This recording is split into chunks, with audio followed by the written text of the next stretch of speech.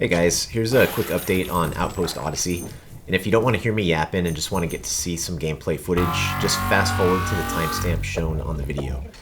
And for those who don't know, Outpost Odyssey is a roguelite dungeon crawler with some survival and bullet hell mechanics. It's also a cross-platform game for both mobile and PC. And really quick, the best way to stay up to date on this project is to subscribe to this channel or go to outpostodyssey.com and sign up for the newsletter, or to just wishlist the game on Steam.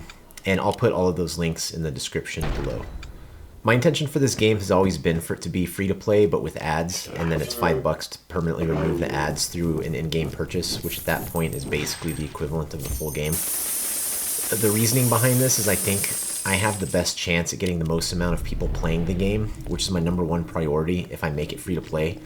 As far as Steam goes, they're not really cool with reward-style ads in games, so what I'm doing is releasing a free-to-play demo that doesn't have ads and has content restrictions. Then if you like it, you can just buy the game on Steam for $5, and then it has no content restrictions. Let me know if you have any other ideas, but this seems like the best way to handle this scenario. And like I mentioned earlier, Outpost Odyssey is a cross-platform game that's going to be available soon on the PC through Steam, on Android through the Google Play Store, and on iOS through the Apple Store. It's also compatible with all the popular gamepads on both PC and mobile, so you can play with a keyboard and mouse, a gamepad, virtual joysticks on a mobile phone, or even gamepad on a mobile phone. There's also a cloud backup account system. And the way this works is once you reach the forest level, which typically takes people a few hours to get to, you then unlock the ability to be able to create an account and take advantage of cloud backup, which is all completely free. At that point, you can log in from different devices, go back and forth between your PC, your phone, etc., and your progress is always saved and up to date. So you might be wondering, why did I structure the account system this way? And the reason behind that is I didn't want a ton of level 1 accounts taking up storage space, bandwidth, and event slots, which I'll get into later. I want that reserved for players who are into the game and have progressed a decent amount first. Also, like I mentioned earlier, you need an account in order to participate in events. There are 2 events a week, each one lasting a full 24 hours.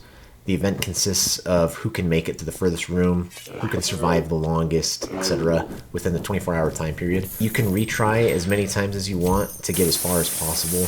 There are multiple tiers that you'll fall into, so you'll be competing against other similar players. There are rewards based on how high you place. Some of the other updates that you haven't seen, the Outpost got a facelift, and there are a few more things to interact with. There are now floor spikes and hot lava. There are now blocks on the floor. Some are pushable and some you can destroy. There are also ladders on the floor that take you to different areas of the dungeon and sometimes have slightly different rules at play, which you can find all that out from the quest system. There are breakable things like pots and gravestones, and they sometimes have coins, gems, health potions. There's also a perk system now in the form of a floating crystal that shows up every 10 rooms and lets you choose one of 3 perks. Later on, you can unlock additional perk slots, and I'm still considering if I should add like a reroll button. I'm not entirely sure yet. Items can now have effects and abilities. For example, when you equip the dash ring, it gives you the ability to dash, which allows you to quickly move out of the way or pass through certain projectiles. There are also now potions in the store that you can buy with the gems you found, and they give you an effect that lasts for an hour. For example, 25% extra health, extra run speed, extra damage, etc. My plan is to put more effects on items that have a chance to proc when using them. For example, a certain weapon has a chance to poison an enemy, or a weapon has a chance to proc haste on you, something like that. Back at the Outpost, there is now a standing mirror where you can customize your appearance. This lets you change things like your hairstyle and color, skin, whether your helmet is visible or not, stuff like that. I'm still actively working on Outpost Odyssey, with my main goal being to now add more content and just make the game as fun as possible. So if anyone has any cool ideas, cool monsters, items, new game mechanics, anything that sounds fun, let me know in the comments below.